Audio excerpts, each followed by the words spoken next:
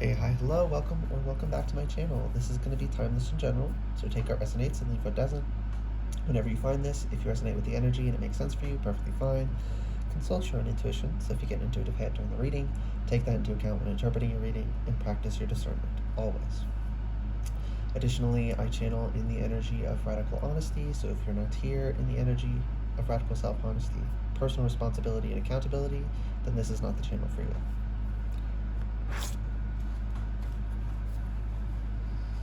Okay, I split the deck to start shuffling, and we got Ace of Wands reversed and Nine of Swords. There's no point to worrying. There's no point to entertaining the fearful thoughts, to entertaining the nightmares. And if you've been having nightmares, they don't mean shit. They're just nightmares. Not every dream has a message in it. Our dreams are also how our brain just processes data, and sometimes just is our brain having fun while we're asleep. It's not, messages definitely can and do come through dreams, but not literally everything in every dream is a message. And I tell it like it is, okay? Some people go way too fucking far. They spiritually bypass, they deny reality, and if they want to do that on their own and destroy their own life, they have the right to do that. But when they start telling other people they should live that way, I have an issue. Because they're hurting other people, and they're lying. They're trying to convince you that this is the way things work, because then they feel better about themselves. It's easier to maintain the cognitive dissonance if other people believe in you, or believe with you. Even though you yourself know it's bullshit. It's not how it really works. You're just coping. It's just fucking copium. They know it's just fucking copium. There are plenty of true believers, but every single one of those true believers who follows these provably false ideas are wrong. And the people recruiting true believers, by and large, themselves are liars who know they're lying. This isn't just in one arena. This is a pretty universal thing. Anyone has something they don't like, so they try to tell themselves it's a different way. They want other people to play along. If they have the skill set to it, they're going to start a cult.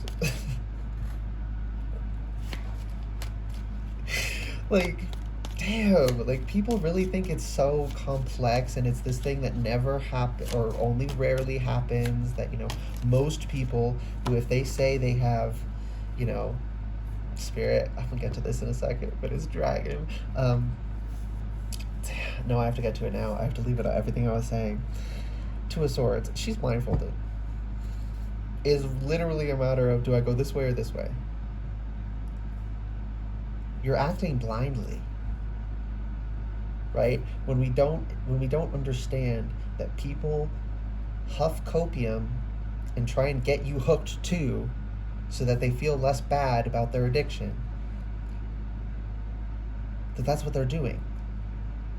And if we don't know that people do that, and we don't protect against that, and we just assume everyone who says they have good intentions has good intentions, you're walking blindly, and you're going to walk into trap after trap after trap. You're going to. It's not you might. You will. Because they're so ubiquitous.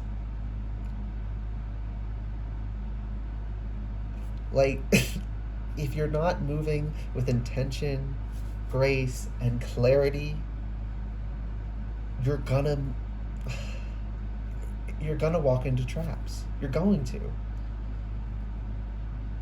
And a lot of them sound wonderful. They make you feel good in the moment, but they don't serve you, and they're not true.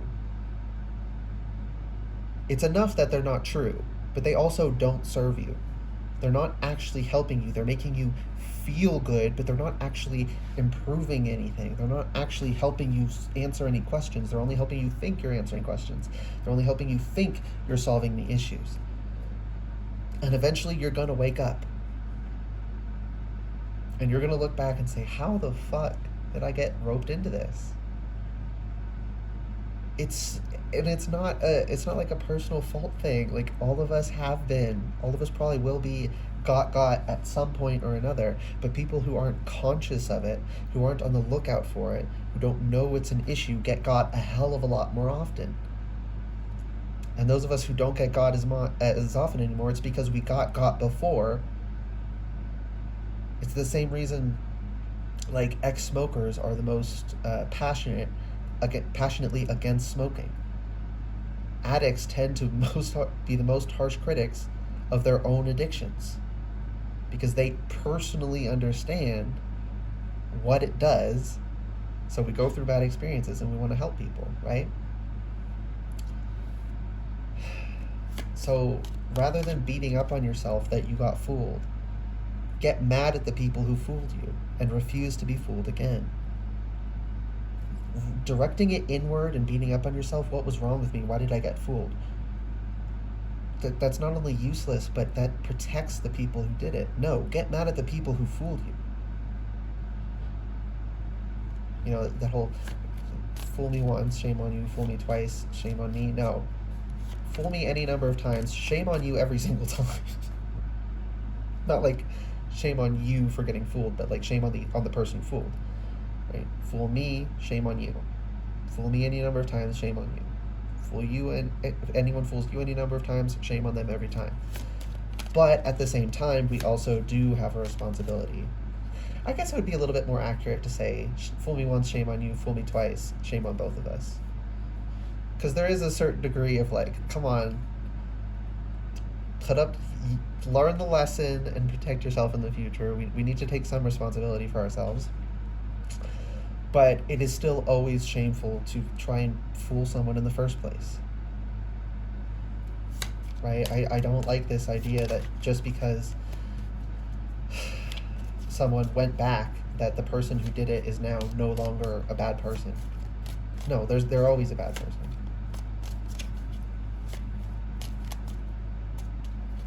And you're never a bad person, you're just foolish and made a mistake.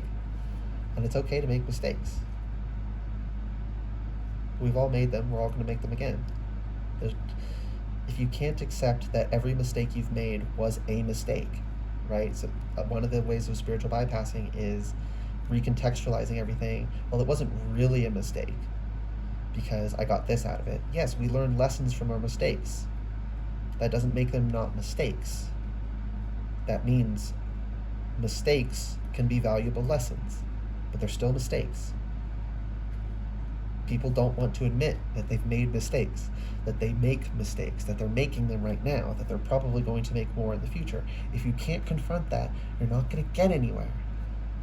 I channel in radical honesty because it's the only way that actually accomplishes anything. Because the moment we let our emotions dictate how we view reality, we let that through anywhere.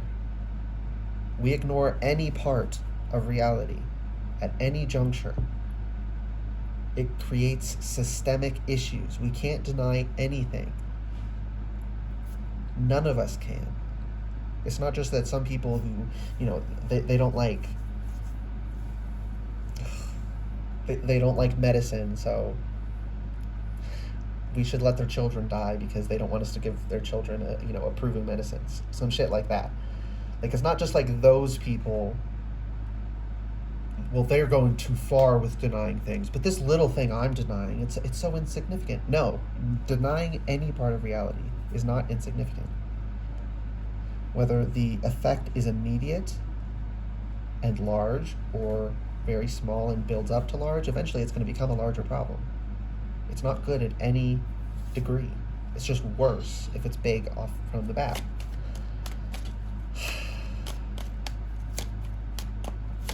Damn. King of Swords. His eyes are wide open. He got the sword in his hand. Right? You're graduating from basically just flipping a coin with your eyes closed to acting with intention. And the only way to get to this point is to be fucking real with yourself and with others. We can't lie to others either. there is an art to knowing when to just not speak, right? Like, I have to tell the truth, so if I speak right now, I'm just going to hurt people's feelings, so I'm just not going to say anything. Like, sometimes that is appropriate. Sometimes when people are in the throes of emotion, they're not in a place to receive the truth, so it wouldn't be useful. It might just trigger them more and make them take longer before they're able to handle it. So yeah, of course, sometimes we don't speak, but we never lie. If we can't tell the truth, we don't speak, right? That has to be what we do, because otherwise we will get emotionally manipulated into lying. Like I was saying, we can never at any point deny any aspect of reality because of someone's emotions. If we set the standard that it's ever okay, someone will convince you that my emotions are so intense that we have to deny this very serious thing that has dire consequences, but my emotions matter more. No one's emotions, no matter how intense, ever supersede reality. Ever. Emotions are a consideration within reality, they do not supersede reality. Emotions exist, they need to be accounted for, but they exist in reality.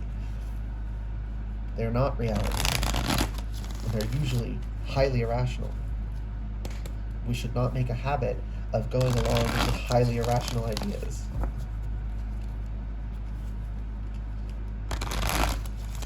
Like, the only reason I know I accept intuition and I know I have good intuition is because I prove it, and I proved it to myself, and I test it. I don't take for granted the messages. I get a message, I take note of it, the thing happens. I make predictions on someone's energy by tapping into them, and it happens. That's not irrational. It would be irrational to deny that my intuition is accurate and that there's something going on there. It would be completely irrational to deny it when it is so consistently happening and has been so effective in my life, helping me dodge bullets that I had no other way of seeing coming other than intuition, of getting opportunities that I could not have known I needed to do this thing to get ready for if not for my intuition. 5 of Cups. And it wants to go over here, and these cups are on the inside. So it's like we're taking the full cups, and these are all the ideas, like I was saying, that need to just be discarded because they're not true. They're copium. They're a denial of reality because someone's emotions don't like them. It's accepting that a lot of the cups we hold dear, a lot of the ideas, emotional ideas we hold dear, are just wrong. And there's no way to bring them into reality. Once it's pointed out that we're wrong, it's like the water starts pouring. It's like a hole is poked and the water starts pouring out. You can't keep it full. You can constantly keep trying to refill it, but it won't sustain because it's not real.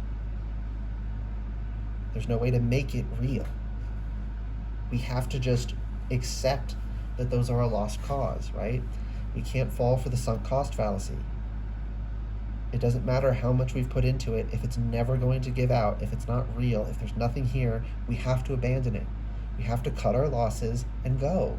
Or we're just going to dump more losses into it. And there is no point ever at which there will be a payoff. It is just a cost sink. It is just stealing your energy. And that emotional placation is fleeting. You fill the cup and it looks full for a second and you feel good and you see it draining and you feel horrible again. When you could just throw the cup to the side, turn around, accept the real ones, and build strength in that arena, strength that lasts and is real, satisfaction that lasts and is real because you fill the cup and it stays full. And people try and poke holes in it, and no hole is ever poked because it's real. It's not an illusion. You can't poke a hole in reality. Reality's real. Reality pokes holes in illusions, though, all the time. And this idea that if someone pokes a hole in our illusion, that they've wronged us, that is deeply irrational and toxic. So we shouldn't give in to that. But that's going to be part of us. We are animals. We physically exist. If you think you don't, get over yourself. If you think you're not an animal, get over yourself. Also, that's so fucking disrespectful. You think we can't have the abilities we have because we're animals? You think animals aren't capable? If you think we couldn't be capable of the things we are if we were animals, that tells me you think lowly of animals and by extension yourself because you are an animal. Right? Rather than just accepting that we're actually as capable as we are. We actually have the phenomenal abilities we do. The phenomenal capabilities. That it is so extraordinary that it feels like we need something greater to explain it does not mean we need something greater to explain it. That just means it is in actuality literally that fantastical and amazing. Spirit is the conscious aspect of the universe, not a hologram projector.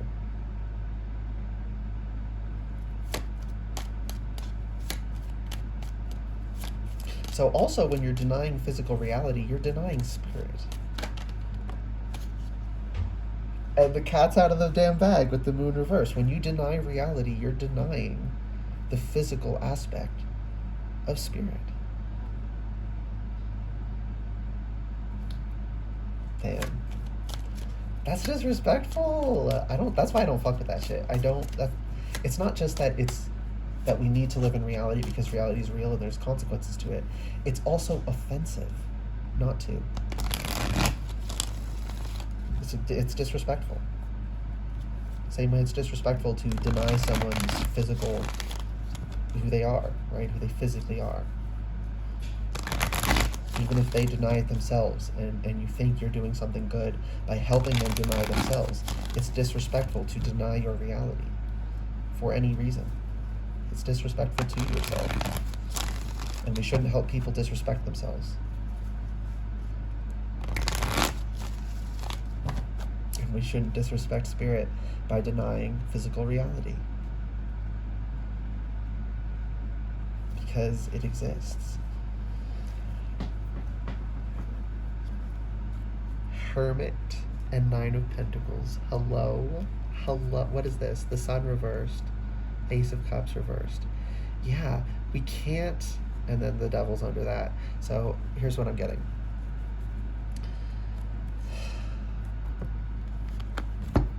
The Sun reversed and Ace of Cups are... And Ace of Cups reversed are the chains that were restraining us. Yeah, are the chains that were restraining us. No, the chains of the devil are self-imposed restrictions. They were not placed on us. We may have been convinced to place them on ourselves. We may have placed them on ourselves by command of our elders, like passing on generational trauma, but we're still ultimately the ones who put them on ourselves. The chains of this card can only be placed on yourself. Now, whether you were capable of reasoning that, understanding what you were doing, whether you were just listening. Again, I'm not saying that means you chose to have these chains. But that means you have you were the only one with the power to take them off. Okay, these were the chains, and these were untruths. The idea was the Sun was behind the Hermit. The Sun reversed. So it was like there will be no light again if you're alone, if you accept that you're an individuated individual, that you really exist as an individual, not as a figment of one being's imagination pretending to be many. That to accept that you are an individual would take the light out of the world. No, the world lights up when you accept that you're an individual and that everyone else is an individual, and that when an individual is good to another individual, they're being good, literally in reality, and they're actually affecting someone else and actually improving another individual's life, actually benefiting them in some way. Like, it matters because it's real. Not because we value it, but because it's real. That we also value it makes it that much better. But that it's real is the main thing. And then the Ace of Cups reversed was the chain preventing the Nine of Pentacles.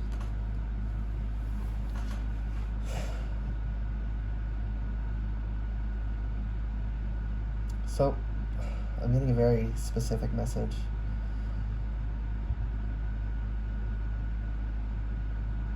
Oh, ew, sickos. This is the message I'm getting is people who like if you don't let them violate your boundaries, they're like, oh, you don't love me. So, oh, I'm getting pissed. Let me. That is so fucking manipulative and vile. Because the reason you're not letting them in is because you know their intentions are bad. Your intuition's telling you, you know it. And every time you have let them in, they did something bad, so you know not to do it. And then they gaslight you and say you're doing something wrong. Oh, why don't you love me?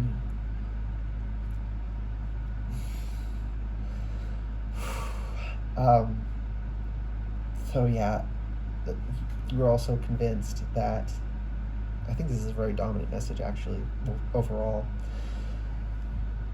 that it's not loving to have boundaries. That to have boundaries, to provide for yourself, to be abundant, not have greedy excess at the expense of everyone else, but to just be comfortable in yourself and safe and secure, and have boundaries that you let no one cross. That was somehow unloving, that it would make you a cruel, cold person. And remember, the Sun reversed and the Ace of Cups here are chains. So they're lies. Loving yourself enough to care for yourself and to have your own boundaries makes you a more loving and caring person and respectful person towards others. It actually makes you more loving to be in this energy. And again, like I said, life actually gets so much brighter and more amazing. Colors get richer when you realize it all matters because it's real, and it's really this colorful. It's really this beautiful. It's really as amazing as it looks. We're not a brain in a vat having an image projected and we only think it's amazing. It is physically, literally this amazing.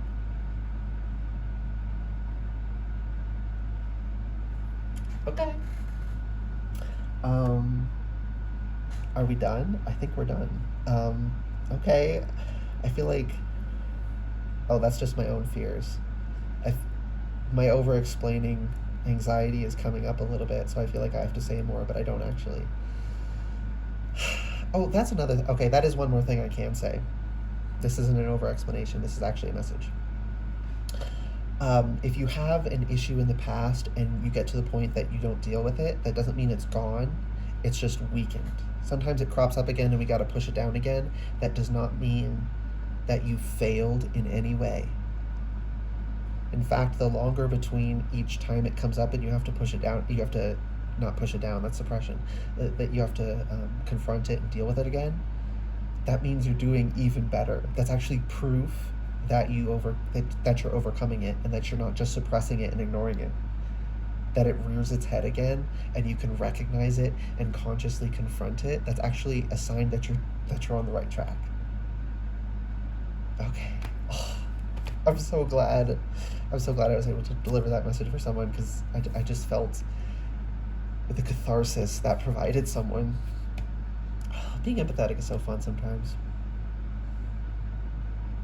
Well, empathy is just feeling with others, but I mean like intuitively empathetic.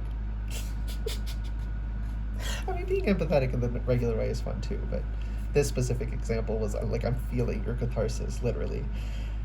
Okay, now we're done. I hope this reading... Hush, dog. I hope this reading resonated and was helpful for you guys. If it did resonate and it was helpful, please like the video, comment anything you want, and subscribe to the channel if you'd like to see more readings from me in the future. Alright, bye guys.